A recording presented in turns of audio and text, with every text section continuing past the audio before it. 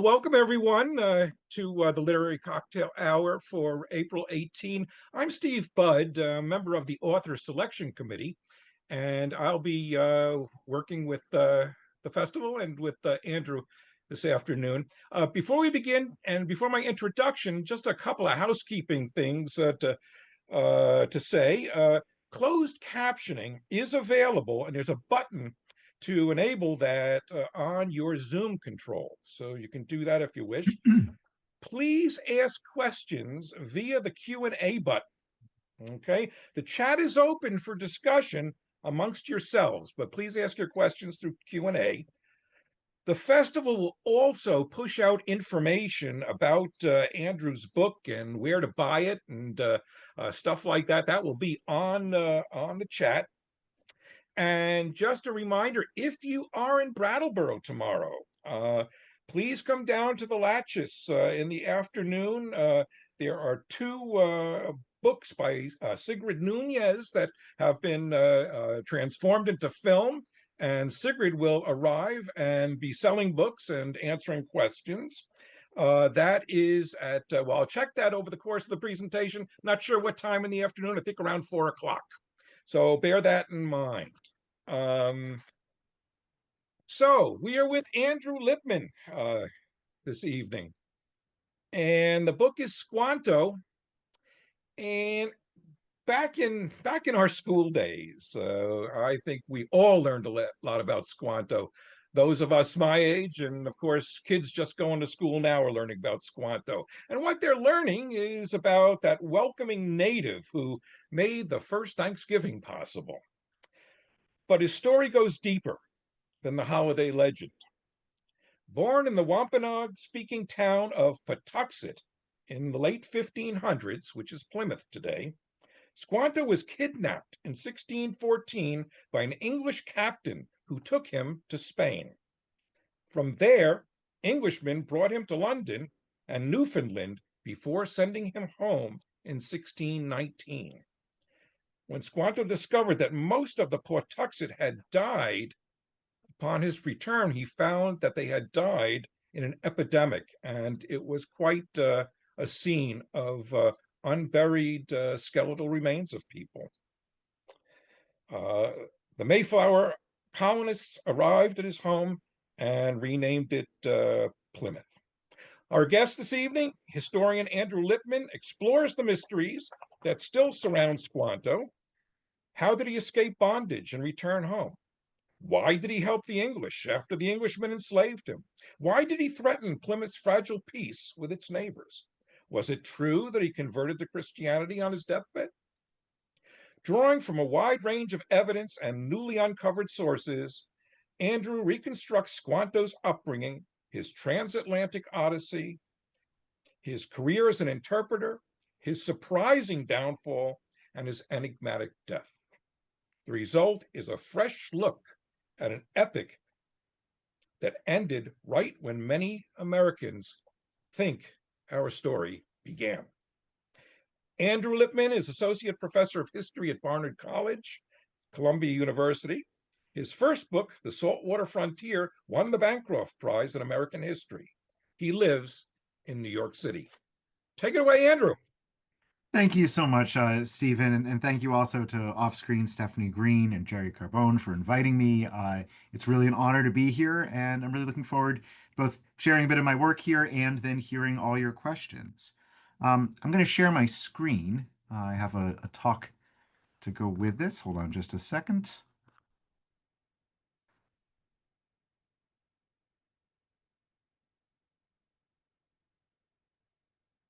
All right, well, let's get started. So I think Steve just covered the basics, the premise of the book in some ways, but I do want to just check in because Squanto is a name that may or may not ring a bell, even in a New England audience.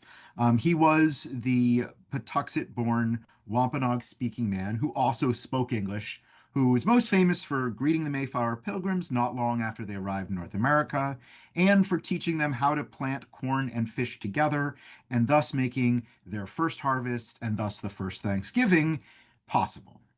Now, there's a deeper layer to his story that isn't quite as well known. starting with just the fact that he also went by the name Tisquantum, not just Squanto, which could be seen as kind of a nickname or a diminutive. And the reason that he was able to speak English was because his time with the Pilgrims came after this ocean spanning Odyssey that Steve just referred to. Um, Now, as mentioned as well, he grew up in Patuxent, which is the original name for what's now Plymouth, Massachusetts. And in 1614, an English explorer captured him and 20 odd other Wampanoag speaking men to sell them into the Mediterranean slave trade. And for the next 5 years after that, his fate rested in the hands of Europeans. In Malaga, Spain, a Catholic priest probably briefly took custody of him. Then some English imperialists brought him first to the busy streets of London, then to a tiny outpost in Newfoundland, with a possible stopover in Jamestown, then to the original Plymouth in England, before finally bringing him home in 1619. It was then he discovered that tragic site of Patuxent being abandoned. An epidemic had swept across the shore, killing tens of thousands, including almost all of his fellow villagers. In late 1620, a year after he came back, the most famous ship in American history sailed into Patuxent's harbor. And that's after that we get to the most famous part of his story. Now, this book that I've just completed is technically not the first book about him. This is a sample of some of the other works of fiction and light nonfiction produced about him. There are, in fact, over 24 children's titles about Squanto. There's also cartoons, like the screenshot there of a 1988 Peanut special. And then the poster there for 1994 live action film called Squanto, A Warrior's Tale, which Walt Disney Pictures released to mostly empty theaters. Now, most of these books actually do talk about his time overseas, and some even explicitly mention that he was enslaved and that almost all of his family died. But these children's books leave out what might be the most intriguing part of his story: what happened after that fabled 3 day long feast that we kind of misremember as the first Thanksgiving. Now, the English had only finished clearing away the deer bones and shells from that meal when some Wampanoags started to complain to them that their new bilingual friend had some ruthless ambitions. They alleged that Squanto was demanding tributes from followers, bribing allies with gifts, and intimidating those who resisted him with threats that he could unleash the epidemic once again. The settlers were shocked. They began to see, Governor William Bradford wrote, that Squanto sought his own ends and played his own game. Thus, by degrees, we began to discover Tisquantum, wrote the colonist Edward Winslow, disappointed that his trusted guide wanted only to make himself great in the eyes of his countrymen. Now, upon learning of this scheming, the most powerful native man in the region, and really the most powerful man in the region, period, Massasoit, demanded the colonists execute Tisquantum. But the settlers were fond of him. Despite their misgivings about his behavior, they ended up sheltering him. In November of 1622, with this controversy seemingly behind him, the translator led the English on a trading mission that brought them to Monomoyet, the place on Cape Cod, later named Chatham, Massachusetts. And it was there that he came down with an ominous fever. In his final days, Tisquantum beckoned Bradford, the colonial governor, to his bedside. The dying man asked him to pray for him, that he might go to the Englishman's God in heaven. Now, this confession of faith came as a surprise to the colonists. In their surviving writings, none mentioned him having any particular interest in Christianity before his death. So he took so many mysteries with him to his grave. Again, Steve sort of mentioned some of these. What happened when he was away? How did he get home? Why was he willing to help the English? What do we make of this deathbed conversion? Was it even possible that his death was not an accident or natural, and that he was poisoned? Is it even possible to collect all these scraps of evidence and answer some of these questions? And that's exactly what the book is. It's an attempt to use all the various methods that I possibly can to get a little bit closer, if not capturing the full truth of Squanto's story, more of it than we ever have before. And I should note that while there are these, literally dozens of other books about Squanto and hundreds of books about the early Plymouth colony, this is actually the first book for him about adults. And there were a few times while writing it where it became really clear to me why no one had previously written the book. And the challenge really lies in the sources. So many chapters of his life have very thin documentation. We don't actually know anything 100% concrete about his life before he was taken. And there are many gaps in his story even after he appears in the historical record. So I'm trying to, provide a bit of an analogy here for the combination of approaches I use. In some way, I hope that my work here, it bears a little bit of resemblance to the work of paleontologists.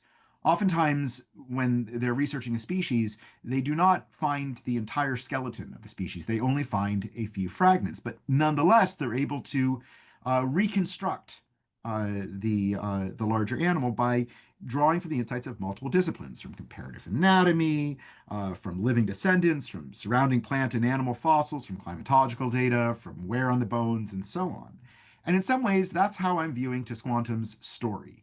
We have a few kind of solid bones in the form of the texts that mention him explicitly, but we have a lot of other texts that can help us sort of fill in some of these missing pieces and some other kinds of approaches and other kinds of expertise to turn to.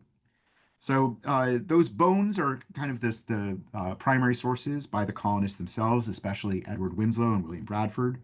I've also incorporated some new research from European archives, including, as I'll get to, a pretty surprising brand new discovery. I've also brought in some recent archaeological finds from the site of Plymouth that help change our understanding of the early settlement.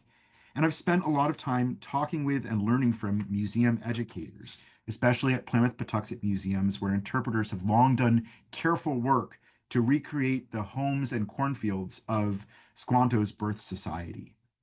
This work has also put me in conversation with Wampanoag historians and reenactors, including Paula Peters and Darius Coombs, who have both devoted much of their professional lives to understanding the 17th century Wampanoag world. Also key to my thinking was reading the scholarship of one Jesse Littledoe Baird, a linguist and Wampanoag tribal citizen who helped create the Wampanoag Language Project, a groundbreaking linguistic reclamation that has brought the language that Squanto spoke back to life over the last 3 decades across the traditional Wampanoag lands, which is today eastern Rhode Island and southeastern Massachusetts. And together, I think this textual, linguistic, cultural, archaeological, and environmental evidence can create kind of a new palette with which to paint a new picture. Now, the story begins with the first part called Home, which is the first third of the book. And this part of the book, in many ways, is a little bit more ethnographic than biographic. I'm grounding my analysis in what we know about the daily life, material culture, language, religion, social structure, and government of the Wampanoag speaking society that raised him. And I should be clear, though, that I don't think that we can say that some of these sources are completely divorced from the reality of Squanto's youth, because some of the most reliable sources talking, for example, about the Wampanoag coming of age ceremony, come from the pen of one Edward Winslow, whose main native informant was Squanto. So there are some parts of, I think, previous sources where we can kind of see Squanto as kind of a consultant or maybe even kind of unacknowledged co-author of a source that we're citing for insight into an earlier period of Squanto's life. Another sort of focus in this section was to introduce some of the complexities of the Wampanoag language. Now, I did not learn how to speak the Wampanoag language, but I did read a rather large amount of scholarship by the scholars who put together the reclamation and looking at where this language shows up in historical texts. And I was struck by the density of meaning in the Wampanoag language.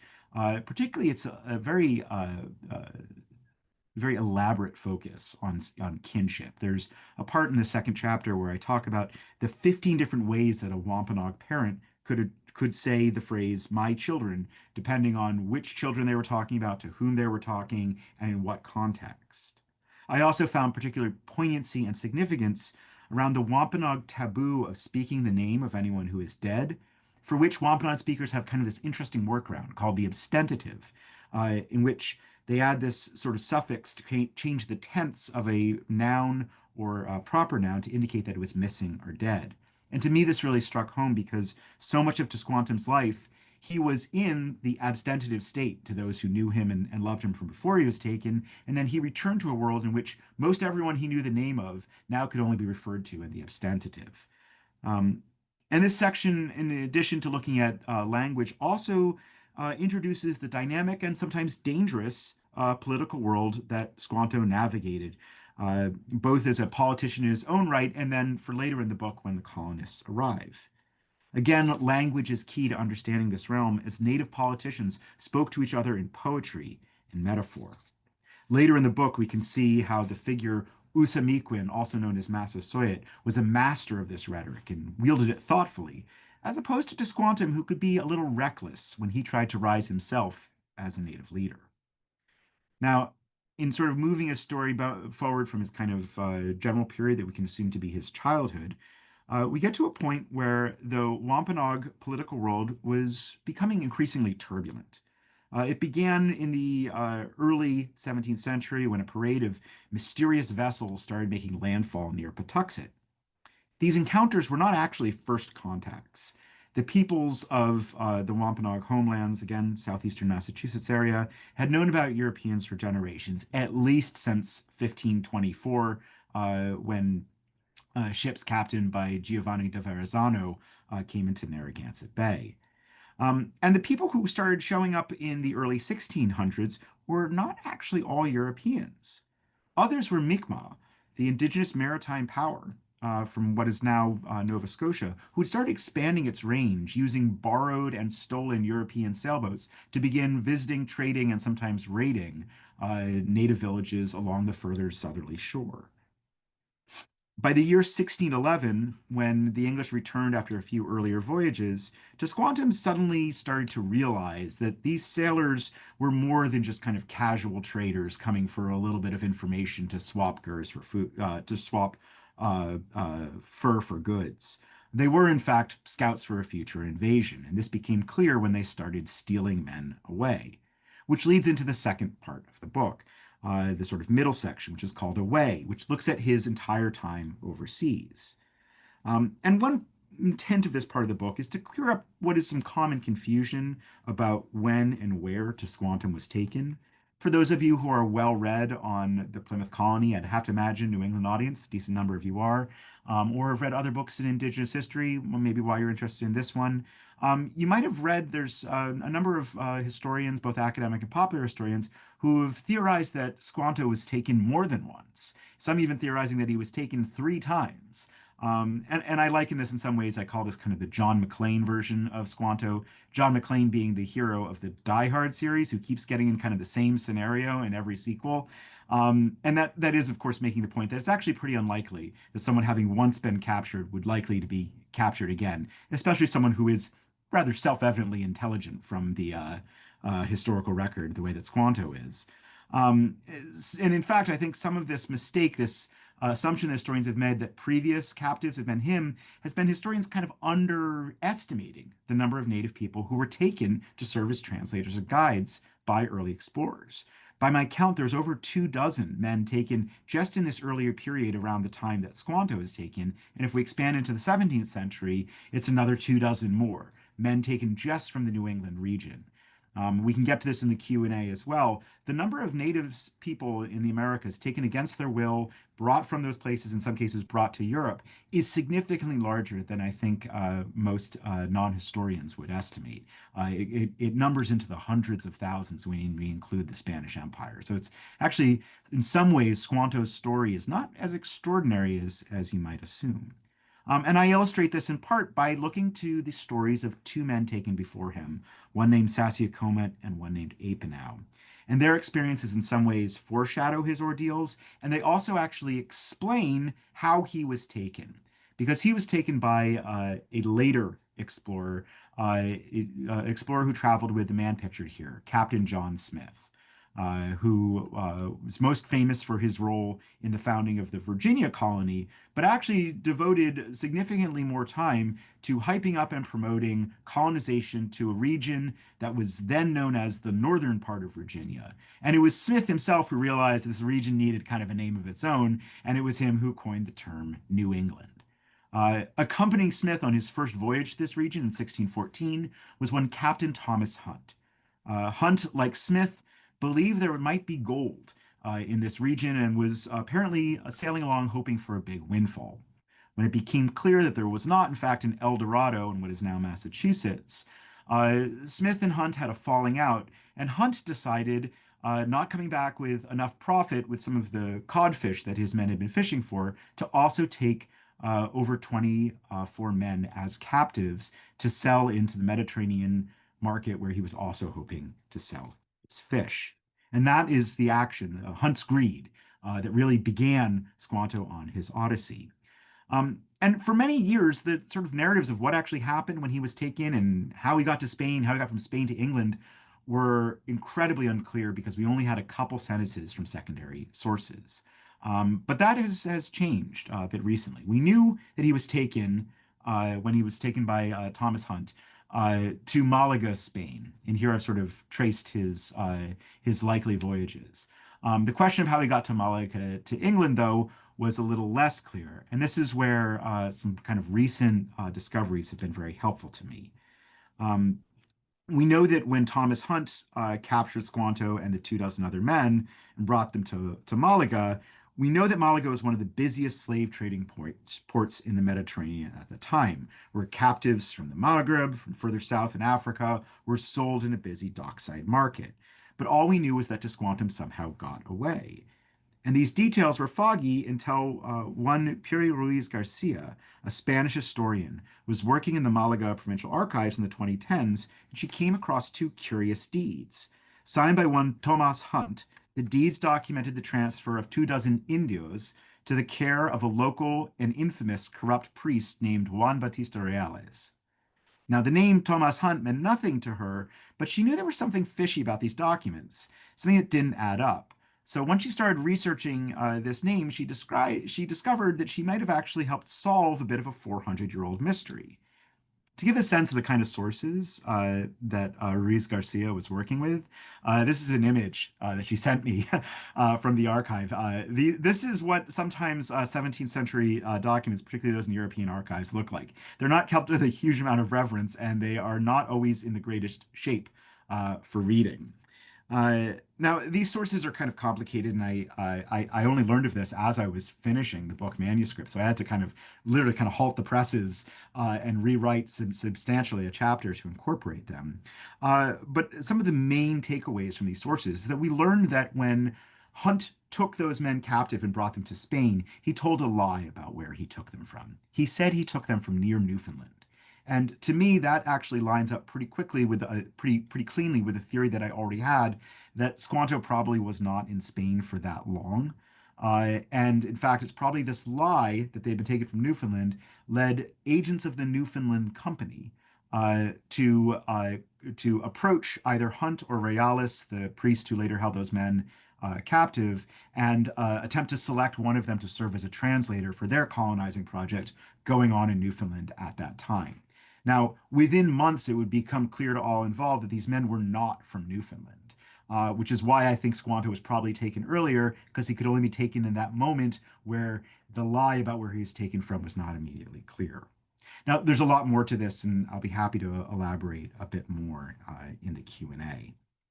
I was also able to learn through my own work in European archives a bit more about the people who held him captive when he was overseas. We know that he went from Malaga, probably via a figure named Humphrey Slaney, to the house of one John Slaney, the brother of Humphrey Slaney, who was the treasurer, but really the chief executive of the Newfoundland Company, which was the body behind the colonization of Newfoundland. Once arrived in the English capital, Squanto lived with John Slaney and his wife Elizabeth at their house in Cornhill, which is a prosperous district of trading companies near the city's core. And there's no indication that anyone took pains to formally instruct him, but nonetheless, John and Elizabeth would have been very interested in bringing him up to speed to speak English as fluently as possible so that he could be put to service of his master's company in the place that they called either Terra Nova interchangeably with the newfound land. This is just a little bit of map of the approximate location of the Slaney house, which we don't know exactly, but we can kind of narrow it down to about 2 blocks on Cornhill, which is still called that in the heart of the city of London. For those of you familiar with London, this is about a block and a half from the Bank tube stop in the city of London. Now we know that Squantum's return home was not a straight path. He first came back across the North Atlantic to Newfoundland in either 1617 or 1618, where the international codfish market had created this kind of amphibious and seasonal colony, which grew to thousands of people in the summer, but then shrunk down to a couple dozen over the winter. At this small settlement in Cupper's Cove in Newfoundland, there were an overwintering population that had constant tensions with the local Bothuk native people, tensions that the English hoped a translator like Squantum could help ease. Here I turn to archaeology to kind of consider parts of the Bothuk side of the story. These nomadic hunter-gatherers were rather sparsely populated on the island. One estimate has that there were only 1,000 native people on all of Newfoundland at this time, but potentially twice as much. But even at that number, at 2,000, that would mean the entire population of Newfoundland, an island that is bigger than Ireland, actually was the same size as the population as Squantum's home village of Patuxet. Uh, which shows a little bit of the difficulty that the colonists had both contacting these people and that these people spending their lives in a far less crowded and competitive landscape were less likely to have any reason to want to reach out to outsiders. And no doubt they also had memories of the previous Norse colony that we know as Vinland, which has its one confirmed site in North America at the northern tip of Newfoundland, which surely was part of the local indigenous legends about dealing with Europeans. Now, the actual records of what happens in Newfoundland are pretty vague. One account from a governor implies that they attempted on multiple times when Squanto was there to contact the natives, but failed. Which means that it was pretty evident within a year of Squanto's arrival that he was of little use to the colonists there. And it was at this point that he met an English trader and explorer named Thomas Dermer and convinced him to take him on as a guide to his homelands. We know that in the winter of 1618 to 1619, Squanto was brought back to England to stay near the original town of Plymouth in Devon, and he made his last Atlantic passage in the spring of 1619. And when he returned home, he would encounter the shocking aftermath of recent epidemics. An unknown pathogen, probably transmitted by French sailors, had killed as many as 90% of the local Wampanoag and Massachusetts people. And he would have to grapple with a world that must have seemed post-apocalyptic. Now, contrary to previous scholarship, I argue that he was not the sole survivor of Plymouth, of Patuxet before it became Plymouth. And that's actually sort of a common claim that appears in some colonial records and many sort of later retellings of Squanto's story, that he was the one surviving man. But a point that I make reading through the original sources rather carefully is that actually, if you look at the sources of people who knew Squanto best, there's usually a caveat when they mention the survivors of Patuxet. They'll say just a few, scarce any, most. They will not say that all were gone, which of course makes sense. A complete 100% fatality rate is actually pretty unlikely. And in fact, I think that when you look rather carefully at the sources, you will see evidence that Squanto has an extended kinship network, that he is either rebuilt after he arrived and probably contains family members that he knew from before his capture. There's a mention of a member of Squanto's family in William Bradford's Plymouth plantation, and in the collection of sources known as Mort's Relation, there's a mention of colonists visiting the nearby to Plymouth town of Namaskit and having breakfast at, quote, the house of Squanto.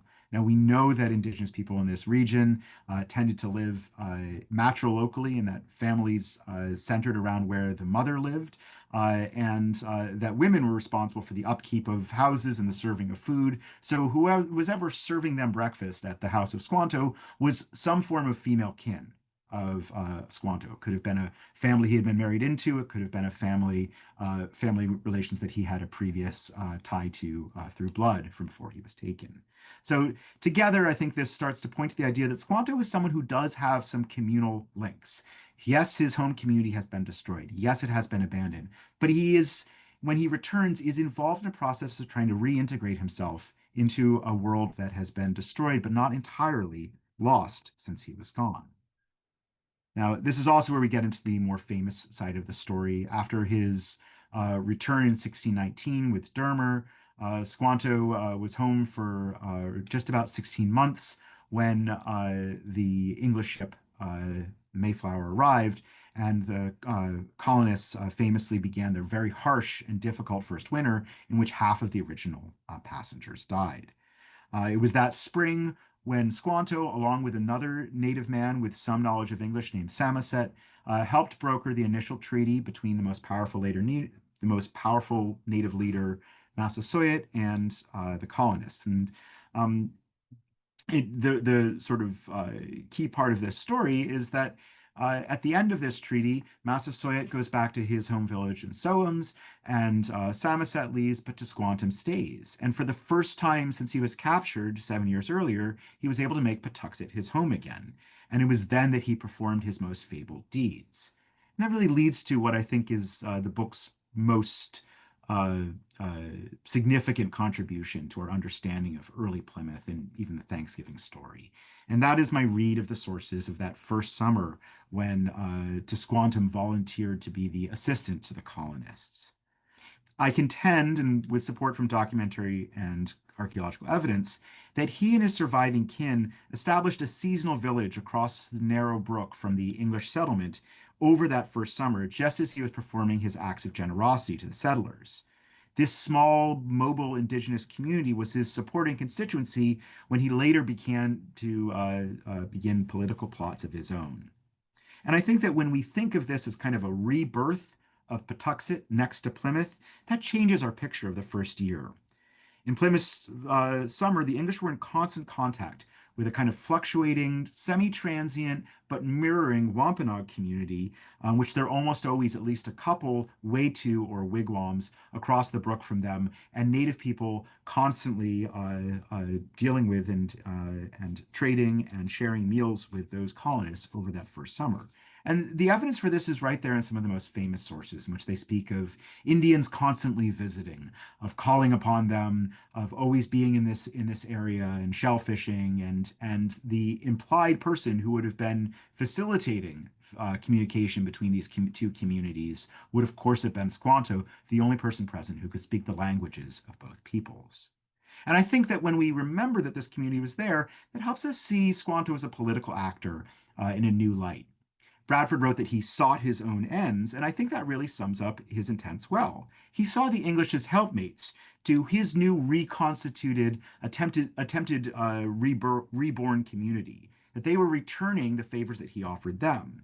By aiding these newcomers, he never intended to create an exclusively English place, but rather to bring his old village back to life alongside this band of useful new laborers. And his vision was grounded in some really age-old Wampanoag ideas about kinship and condolence and reciprocity and spirituality. But when putting his plan into motion, he defied some of the core rules of indigenous politics. And his brash and deceitful attempts to challenge the traditional structures of power would lead to his undoing. And that's the most dramatic part of the book, the events that almost led to Tisquantum's execution at the hands of the Pilgrims, and then followed by his enigmatic death when he's supposedly asked to go to the Englishman's god. Now, in this book, I go a lot deeper in really trying to piece together that story of that part of his life, and to try to approach the mysteries of his final months of life, including those around his faith. Now, I'm not going to dive into them here today because we only have so much time. And of course, I do have to give you a reason to still want to buy and read the book. Um, but I do think I can hint a bit at the upshot, the big takeaway, what I really taught myself in researching this book. Well, so many aspects of Squanto remained elusive, and I tried to respect what we don't know about Squanto. I do think I started to get a bit of a better understanding of him when I learned kind of a simple thing about language acquisition. This was from the work of another scholar who's looked at kind of bilingual go-betweens between settlers and indigenous people. And one thing that this scholar pointed out is that we don't actually know what makes some people more adept at picking up languages faster than others, but kind of linguists and language teachers who look at this, point out that there is one kind of common theme. It's actually not sort of a mental skill, it's a personality trait that people have a tendency to take risks, and a higher threshold for risk tend to be the people who are kind of quickest at getting new language. In some ways, because maybe they're less afraid of the embarrassment, because they're willing to kind of break the ice, so to speak.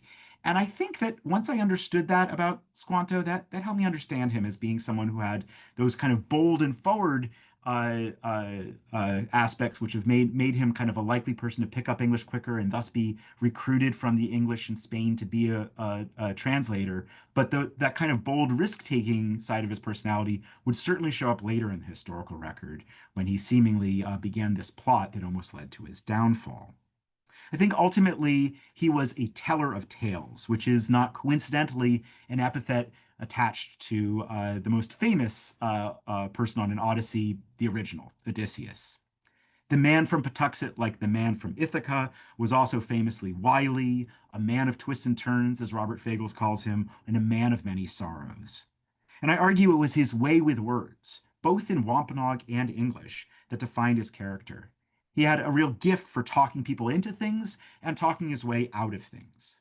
When tested again and again overseas, he proved to be a quick study, picking up a new language and convincing his captors of his usefulness to secure his way home.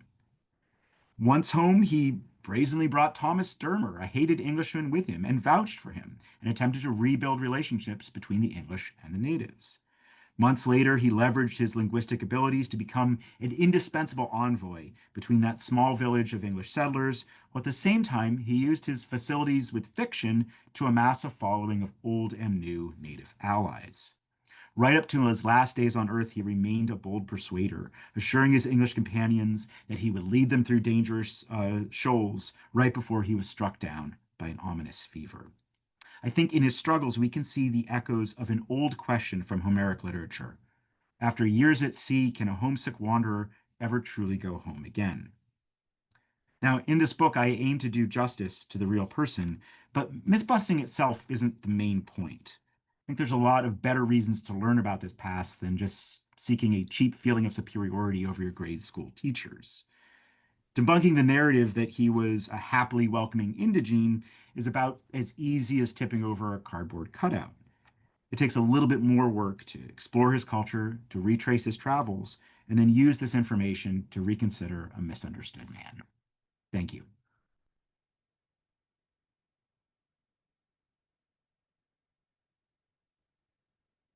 Hello, Steve. I think we're ready for some questions.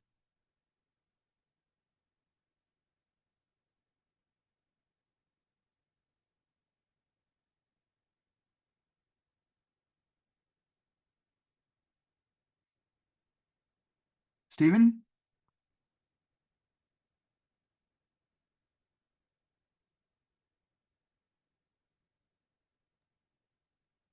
Okay, you hear me? Yes, I can. Thank you. All right, I am so sorry. I'm trying to get myself back into the view so I can be sort of next to you, Andrew, as we talk, but not quite getting there. One more second. Show self view. Let's see if that works. Okay, there I am. Let me go to the Q&A. See, I see that there's at least one question there. Okay, so we have a question from Kathy Meisto. What motivated you to research and write this story of Squanto? Yeah, there's a lot of answers to that. I mean, not the least of which being that the reason I became a historian of early New England is I'm from New England. I grew up in Brookline, Massachusetts, and spent my childhood mostly in Brookline and also Little Compton, Rhode Island, both sort of within or at the edges of Wampanoag territory. So I had a long interest just as a child in this sort of early history. But once I went to graduate school and got a degree in early American history, my first book was really about the larger region of both New England and New Netherland and looking at the indigenous response and interaction with both Dutch and English colonists. And that book very much focused on the maritime world. It was called The Saltwater Frontier. That was my first book in Mhm. 2015. And in one part of that book, I realized how crucial, how many Native men had been taken captive, which is something a few other historians had taken note of as well, and how crucial they were in kind of shaping both how the English and Dutch dealt with their native neighbors. It was, in reading this and seeing things like what I mentioned before, the mix up about when he was taking whatever, I said, someone really needs to kind of go and do this whole book about Squanto. And I went through sort of two phases. First, thinking, yeah, maybe I'll write that book. And then realizing, the sources are thin. It's impossible. And then kind of going through another feeling of like saying, wait a minute, that's exactly why someone needs to do it. Because doing this story, yes, it's very interesting and it challenges a myth and it brings a real person to light. But I think it also shows the potential of what we can do with a broad enough source of evidences, one that definitely does not dismiss indigenous expertise and how indigenous people see this past and indigenous language, along with archaeology, along with just very, very carefully and closely reading sources with some of that information in mind. And to me, this book in some ways is more about the method of how to write the history of people who did not leave explicit records of their own hand. And it is my contention, one that I've had for a long time, and I think most other historians would have as well, is those stories can be told. And to me, the challenge was how. And then I was very, I lucked in some evidence here in terms of someone else putting their wonderful archival find in my lap and some other great new archaeology. And to me, it just as the process went on, I was starting to learn things that surprised me. So that made it all the more easier to finish it. Uh-huh. Uh-huh. Fascinating. Let me check the Q&A again, Andrew. And okay, don't see any additional questions there, but I have one for you. And, just building upon the last few comments that you made, about talking about Squanto and his complexity, of course, which we never see in the children's books. And then also about what might be perceived, well, as his deviousness. And you did talk about, the ability of an interpreter to kind of move a conversation in a way that well, whatever way they want to influence it. But I personally can't help but think about all that this man went through in terms of being captured, living in this what must have been a very strange society in London, learning a language that was very, of course, foreign from his own, then coming back and discovering what he did or what he did discover in his own community. That's pretty hard for any person to take. Yeah. And I would think, and this is, this is what I'm going to ask you to talk about, that, someone who has experienced all of that would be terribly self-protected, protective, in terms of, his own future, his own safety. I don't know if you have a further comment on that or not, but Yeah, well, I mean, you're at one of the sort of the central mysteries of the book and of Squanto himself. He does these things, seems to be kind of doing these kind of very pro-social things and helpful in this, collaborative relationship with the Pilgrims. That's the children's book version. And then yeah. it comes out that he actually is seeking power in his own right and that he's threatening violence, that he's even threatened, the potential of violence against the colonists themselves, which they don't take too seriously because they do forgive him. So I don't think they really think he's going to turn on them. But nonetheless, part of his plan seems to be far less peaceful than it seems at first glance, and that he's been deceptive. In terms of how this relates to his time overseas, I work through kind of a couple ways of thinking about it. One is that, first of all, his understanding of the English is just, it's not just an understanding their language. By my count, he goes to, I mean, he sees England itself, both in Plymouth and London, if not elsewhere. He understands this is a vast country with far more people in it than anywhere he would know in his native in his native lands, with far greater density and far more people. He's also at this point been to Newfoundland, and I didn't get into this as much, it's in the book, but he very likely goes to Jamestown for a stop off. There's one mention in a primary text of him being in Jamestown that kind of lines up with a little bit of work. He possibly could have even gone to Bermuda as well.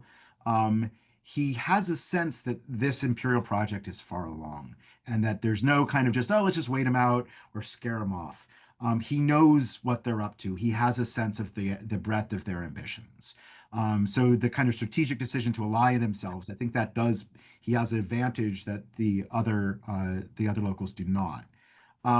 So that's part of, I think, what's informing him. I also think that if we look at sort of both the other native people taken, and I do this sort of a comparison to those two other native men, and also the dozens more that we know about, I think he's going through this kind of circle of something that scholars of slavery called social death, right? When someone is enslaved, they're taken out of their social context. And even if they personally survive, their sort of social being is killed because they're no longer in the Mm, society where they had rights and positions. They're being held as a captive or slave in another society. And for most of the other native men, especially those taken before him, they returned to an intact world in which they were allowed to have kind of a social rebirth. And that probably was a painful, process in itself, like sort of soldiers returning from war or what have you. But there was a society for them to come back to. Squanto's put in a really funny position because he's brought back where his world is largely lost, not entirely. And I think when we see him as trying to attempt to not just personally bring himself sort of back to his social status, but really try to rebirth the society that's died in the epidemic. To me, that sort of then what he's doing, some of what he's doing follows the playbook of an ambitious and aggressive native leader. mhm, The main flaw is the fact that he is not a born leader. He's not a sachem.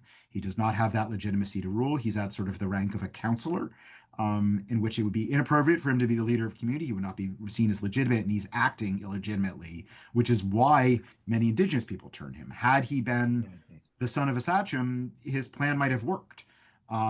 Also, so that's sort of that's basically the way I pick apart this.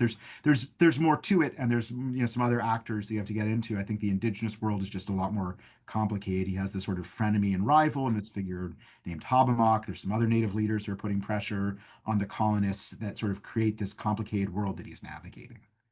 Great deal of insight that I took from your work, Andrew. We've got four more questions in the Okay. Q&A now. Let's see. Okay, from Jennifer Holan. The fact that Squanto was completely cut off from his home language and culture while away for years could in itself motivate someone, regardless of intelligence or personality, to pick up the language quickly. That Okay. that's a terrific Immersion has that effect. It's a terrific point, and one I wouldn't disagree with in the slightest. But the point about quick language learning to me is kind of, and this is conjectural, but the idea of why was it just him out of those 2 dozen men who was taken? What Because he was not actually a sachem or leader, which there probably was one among those men who came to greet Thomas Hunt and they were taken as slaves. Almost certainly there would have been a leader among them. Why would they take him? My guess is when English sailors come around to meet these men, there's probably one or two of them who in their shipboard passage has picked up enough English to try to converse and has that personality, and that's Squanto. So that's my read on why I think the language ability is important here, and not just the fact that of course he'd learn English if he was isolated for 2 years. It's Mm, that what led him to be the one who is brought back. So that's kind of where that point of analysis yeah, I think is a yeah. purchase. Yeah, thanks.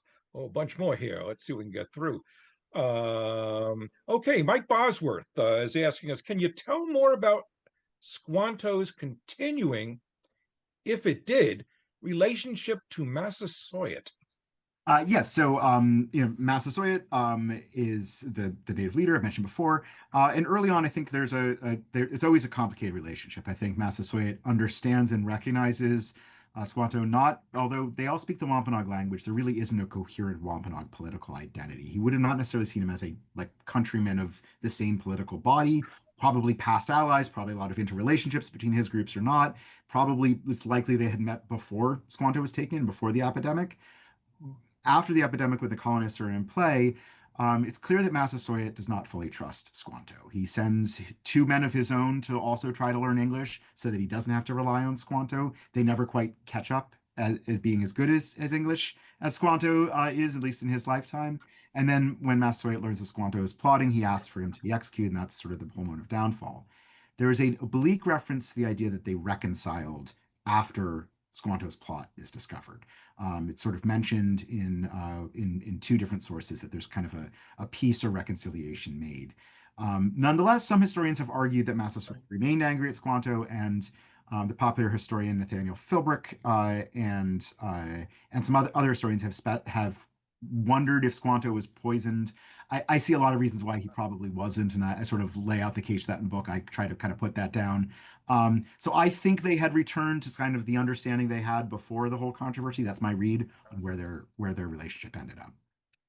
Thank you. Let's see. Okay, Robert Nassau. What was his relationship with his own people? Well, that's of course a very hard question to answer. I do think one thing we can say with some confidence is that he had this rank of, Winslow calls it pnis, which is not close to any kind of real Wampanoag word. It's something misheard. It may be panese, but or that the other word is atoasku, which is in many sort of Algonquin Wampanoag dictionaries, meaning kind of counselor or chief men. And that's we can see this from just various references to other men of that rank in the sources, kind of similar to Squanto. And also that really men of that rank would have been the only ones trusted to go to deal with the traitor Thomas Hunt who took him captive. So he had some rank, and you had to achieve this rank through going through a trial, a manhood ceremony, and be viewed to be both strong of body and also of mind and character. So he was a man who had some esteem and status among the people of Patuxet before he was taken. I think we can infer that from a number of points of evidence. So it is his relationship among his society was of some standing and status before he was taken, and I think we can see after he returns, when that community starts following him and using him as a translator, that he does regain some status and standing. But he also certainly wins his critics, the people who eventually give away the game of what he's up to, and essentially draw, blow the whistle on him. So he was, I think, it's fair to say he had a reconciliation and affection, and then at some point there was either disillusionment. Sort of one last thing that's unclear is what happened after his plot was uncovered. Did he manage to kind of stay close with that family that we know he had in Damascus and the sort of other mentioned people, or was he estranged from them after that? And that's what leads to that final quote of him wanting to be with the Englishman's God in heaven. And I don't. That's one of these points in the book where I lay out kind of one possibility or the other and say we don't know, and I don't really, I can't say we do know for sure. Um, the idea that he was somewhat sort of isolated or in some ways exiled from his own people is a possibility. So he could have ended life sort of ultimately facing kind of a social death before his real death, which is one of the most sort of painful and saddest things to think about. But that is a possibility. So he could have been estranged at the end of his life. Um, Stephanie Green, what was the perception in England of this gray area of enslavement and captivity? That's a great question. And the answer is they do a lot of kind of mental gymnastics to say that it isn't kind of slavery. And in fact, when this story comes out, and when I think it's members of Hunt's own crew and the accounts of what happens in Spain get back to England, um, other English explorers are very critical of what Hunt has done. They say he's a very bad man. That was a terrible thing to take those men and sell them as slaves in Spain. And some of those people are people who also were happy to take captive natives as their own to be guides. And I think for the English sort of people doing this, the way they sort of split that was saying, well, taking someone just for their labor and to sort of toil away, rowing galleys in the Mediterranean, that's cruel. But we're sort of borrowing these men, we're cultivating them as linguistic assets, and we're putting them back to use and for some kind of win-win colonial situation. So they've got a very self-serving justification and why these are just sort of captives or guides or scouts as opposed to slaves. And the question, should we call Squanto a slave when he was in England? Slavery does not have to be permanent. There are many different definitions of slavery, and he is, he's somewhere, he's not free, that's for sure. And I don't, that the sort of slavery is an elastic enough term that I think that it's fair to say that he was, particularly when he was, taken and being brought to Newfoundland, what was he but serving, doing labor on service of a company with no guarantee of freedom? And of Mm, course, many of those men who were taken before him ended up dying in Europe. So their lives were ones of perpetual bondage after they were taken. So we're really in that term gray area is a terrific one that really sort of sums up the place that he ended up in. mhm, mm. Let's grab another here. I'll try to keep it quick because I see we're running out. No, that's okay. We got another 5 minutes or so. Kathy Maisto again. New England has so many native peoples living in this area. Is high school curriculum including teaching about the native populations in their history courses? It's funny. I actually would bet there are, if I had to guess, in any book festival, probably high school teachers and teachers right now in this group who probably could answer this better than I can. Yeah. To the extent that I've done work with Patuxent, Plymouth, and I know other teachers. I do think there has been an attempt, at least in Massachusetts, for many school systems, to do a better job incorporating both Native history and the fact that there are many living Native people in New England today, and that there are both Native communities seeking recognition, state recognized and federally recognized communities across New England today.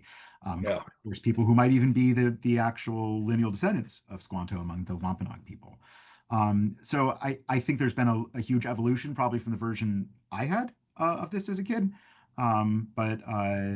That's sort of my general sense. Again, you're getting, I teach college, and I love to have interaction with school teachers. I know quite a bit about how school's taught actually here in New York City because I've done some work with the New York DOE, but I can't say for sure about New England. Thank you. Let me see if we can grab one more here. It's Jennifer Holan again. Oh, cancel this question. I have a better one below. Well, and the next question I see there is, I suppose there wasn't any contact with his fellow captain. Oh, here comes the question she wants to ask. What is the geographic range of the Wampanoag language? Uh, it's funny. So the simple answer is when people sort of say Wampanoag, the Wampanoag cultural area and linguistic area, they're referring to the group of nations that at a time would eventually, but later in the 17th century, call themselves all Wampanoag, which means people, literally people of the white light, but people of the first light, people of the dawn, even meaning people of the eastern direction. So all summing up where they are on the coast.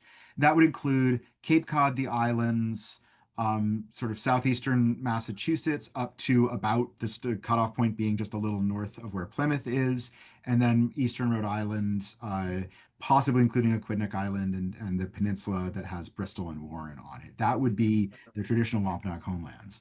And we know that actually because the Wampanoag did not get along well with their neighbors, the Narragansetts, it has a pretty hard boundary at Narragansett Bay. The other side of the Bay of Narragansett is a distinctly different language with different pronunciations and some different vocabulary.